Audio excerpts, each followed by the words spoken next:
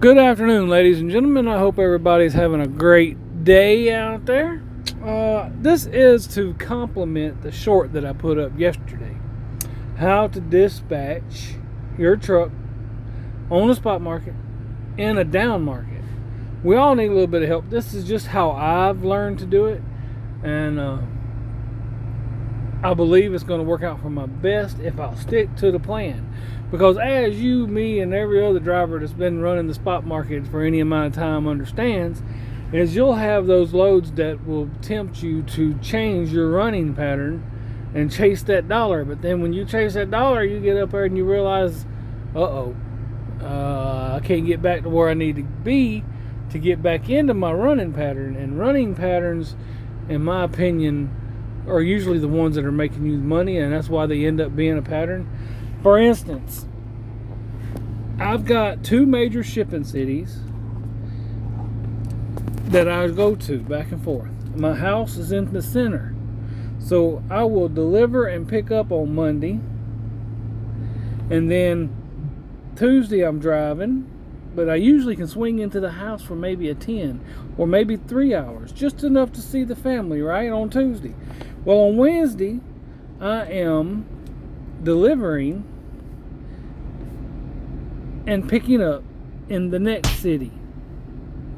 Alright, so I pick up that load on Wednesday and then I head right back to that first city. Alright, and on the way back on Thursday, I swing by the house for either a 10 or a 3-hour break just to say hey, because I'm in between those two major shippers. And then again on Friday, you're dropping that load, picking up the next load, and you're going to head right back to that other city with a load that delivers on Monday. Now, with the spot market, you can search radiuses of 200 or 300 miles, and that's what I do. I'll search a radius for 200 or 300 miles of each of those big cities, and hopefully I will find something that pays decently going to the other one. I don't get sidetracked. I don't go to city number 3 or city number 4. I stay between those two cities for multiple reasons. I learn the shippers, receivers. I learn the brokers. I learn the areas. I know where to stop, where not to stop. I know what the traffic's going to be like. When you're running kind of like this, you're trying to keep a tight clock. That way you can get home for a little while on Tuesday and Thursday, and you're 34 over the weekend, because whenever you get that load that Friday, you're going to drive to the house and you're going to take your 34, and then that Sunday evening or Monday morning early, depending on how far you are from the receiving city, you're going to get in your truck and you're going to go deliver that Monday, and then you're going to pick up again to go back. It may sound exhausting, it may sound complicated, but it's really not. You have 7 days each week, and if you'll plan it out, Monday pick up, deliver, Tuesday drive, Wednesday pick up, deliver, Thursday drive, Friday pick up, deliver, Saturday drive a little while, start your 34, and you finish your 34 on Sunday. And if you can do that, you can end up making some good money. And if it gets to where you can't find them on that days, you can rotate days.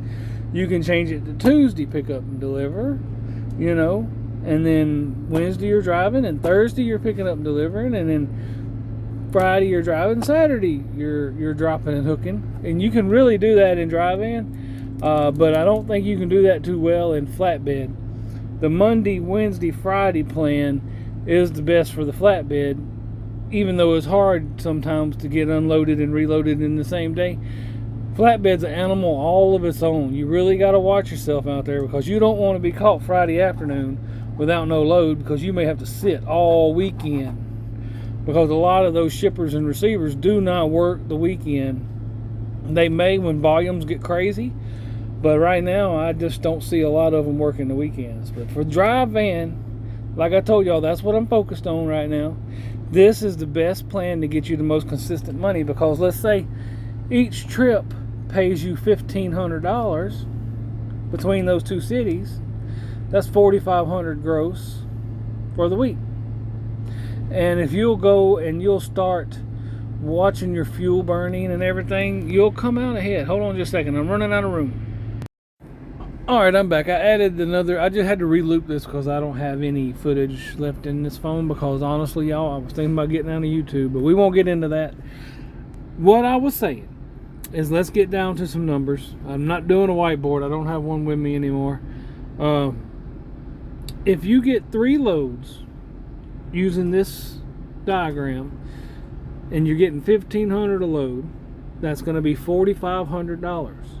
And if each load is 800 miles, which brings it to $1.88 per mile, that will be 2,400 miles. Divide that by 6.5 miles to the gallon, which is $1,295 in fuel. So $4,500 minus the $1,295, that leaves you with $3,205 left after fuel. Okay, so that, pay yourself $1,000 bucks. That leaves you with $2,205 every week, consistently, to pay for your notes and insurances and anything else that may pop up. It can be done, but you got to run hard. You got to think strategically. You got to keep that truck moving. Stay on the plan. Find your 2 cities. Learn your 2 cities. Learn those brokers of shippers. Learn the areas to stop at, the times traffic's bad, because use your clock wisely each day. Hey, that split sleeper berth, it's the bomb.com. It saves me all the time. But you can pick up, deliver on Monday, pick up, deliver on Wednesday, pick up, deliver on Friday in your locations, possibly getting you home on Tuesday, Thursday, and a 34 on the weekend. Now, it looks really good on paper. Write it down. You got 7 days. Make that truck run every day. That way, each week, you have money coming in. You're not having a good week and a bad week, a good week and a bad week. You don't have to do that. You can have consistently good weeks. You got to negotiate. You've really got to look at those loads, those load boards, talk to those brokers, tell them no. It's okay to tell a broker, no, I'm not taking it for that. They'll either hang up or come up on the price. You know, don't let them waste your time. There are lots of loads still out here on the spot market. Use all of your apps. Your Schneider, JB Hunt, Uber, Coyote, CH Robinson. They all have apps that you can look at after hours and book loads. In dry van, it's a different creature, but we may get paid a little less than flatbed, but we have the ability to run 24 hours, 7 days a week. Where flatbed, if you're not loaded on Friday evening, you're going to be sitting all weekend, because chances of them having freight moving on the weekend is very low. Unless volumes go up to the moon, a lot of those shippers and receivers are not going to start working the weekend. Now, there is a possibility volumes could go up like that. I mean, summer is coming and they may start some shifts. So y'all flatbedders, be watching for it. Watch for some of that weekend freight, because other flatbedders might not be watching for it. You know, you might get that cherry load on the weekend that the other guys are not even looking for anymore. You know, as volumes increase, be ready for it. Be looking for anything. Study them load boards. Study your brokers, because different brokers, they do business different ways. You know, some brokers are more willing to come up than others. Some will just hang up on you. If you get some that you don't like, just don't use them no more. And you can tell them why. It's a free country. You can tell them why. You can tell them no. Only take the loads you want. Don't be forced into getting off your schedule, getting out of your route. Look, if you're in your city and you see that beautiful load going to Colorado, $3 a mile, cool, I ain't got that in a long time. You're going to get to Colorado and you're going to find out it's not pretty out there.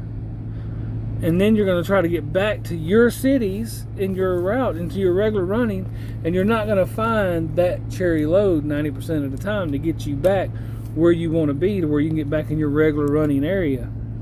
I recommend, as a business owner, finding your diagram, finding your way to do business. Put it on paper and figure out your method, because if you don't, you could end up in the bankruptcy court with a lot of other big companies, not just one truck guys.